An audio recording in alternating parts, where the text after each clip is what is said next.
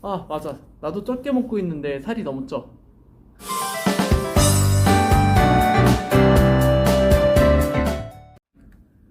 안녕하세요. 리마인드 짐입니다. 오늘은 많은 분들의 고민인 운동을 하고 있는데 살이 빠지지 않아요. 그 이유에 대해 한번 말해보겠습니다.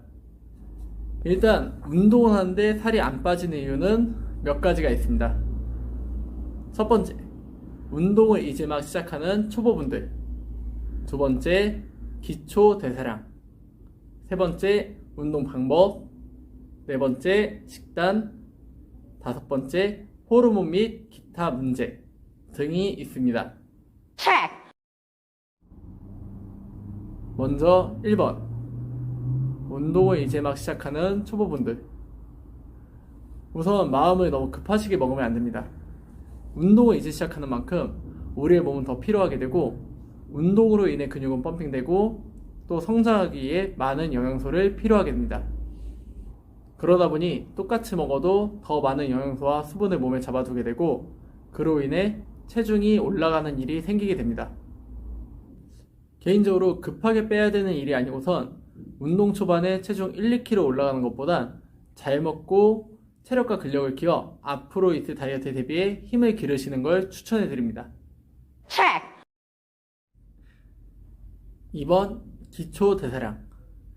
기초 대사량, 하루에 소비하는 에너지 양이죠. 이 기초 대사량은 근육량에 대비해서 근육량이 높으면 높게, 근육량이 낮으면 낮게 나온다고 보시면 되겠습니다. 정확하게 하려면은 이 기초 대사량에서 활동 대사량을 따로 계산해야 되지만, 이번에는 생략하고 넘어가겠습니다. 이 기초 대사량은 근육과 비례한다고 했는데, 무리한 식단과 굶는 다이어트를 반복하신 분들은 근육량이 떨어져 있는 경우가 많습니다. 근육량이 떨어져 있다 보니 소비할 수 있는 에너지 양도 떨어지고, 먹는 양을 줄여도 예전만큼 빠지지 않아 먹을 거를 점점 더 줄이게 되고, 그러다 보면 근육량이 더 빠지게 되어서 점점 다이어트하기 어려운 몸이 되어갑니다.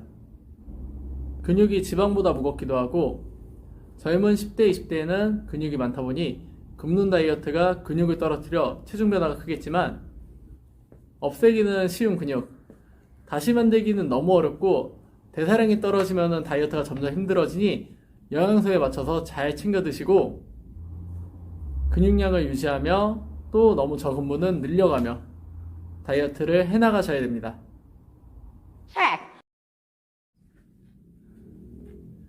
세 번째, 운동 방법.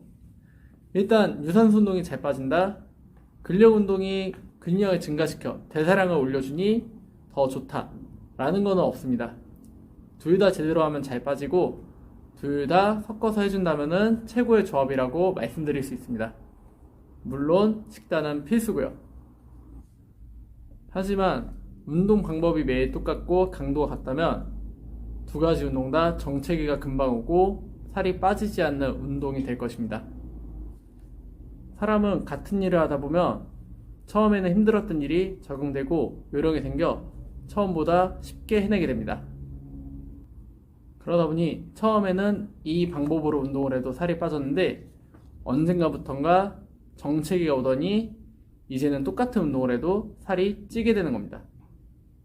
운동 방법을 다양하게 해주시면 좋고, 다양하게 하기 어렵다면 하고 계신 운동의 강도, 빈도, 시간 등을 조절하여 변화를 주셔야 합니다.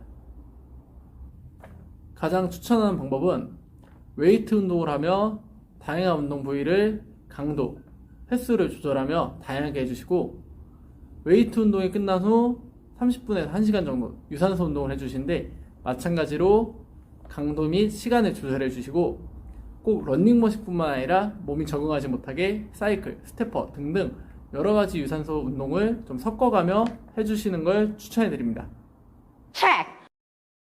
네 번째, 식단. 먼저 간단하게 말씀드리겠습니다. 식단을 안 하면 다이어트를 절대로 성공할 수 없습니다.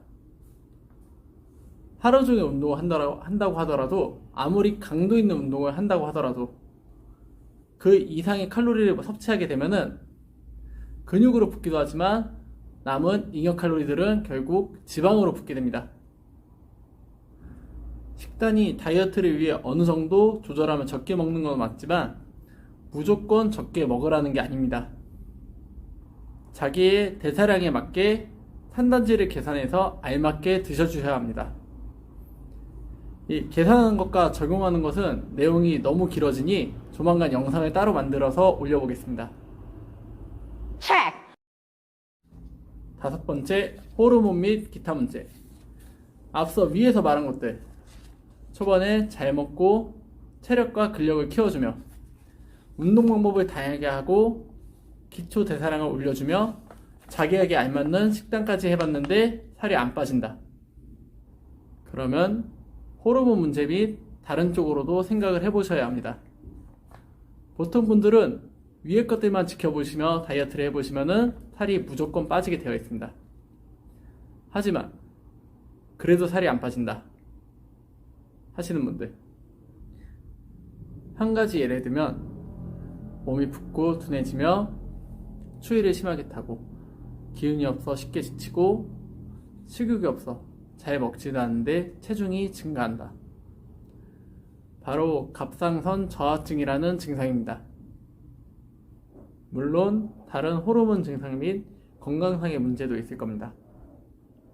이럴 경우에 먼저 원인을 파악 후 치료를 하여 몸의 컨디션을 올리고 그 다음에 운동을 해서 면역력과 체력을 끌어올리셔야 합니다.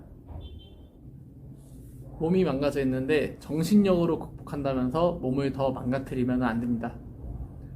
원인 및 방법은 많으니 몸이 평소보다 컨디션이 안 좋은 게 오래되었다, 체온 조절이 잘 안 된다, 스트레스를 과도하게 받거나 평소보다 훨씬 더 예민하다 하는 증상들이 오래되신 분들은 한번 병원에 가서 진단을 받아보시는 걸 추천해 드립니다.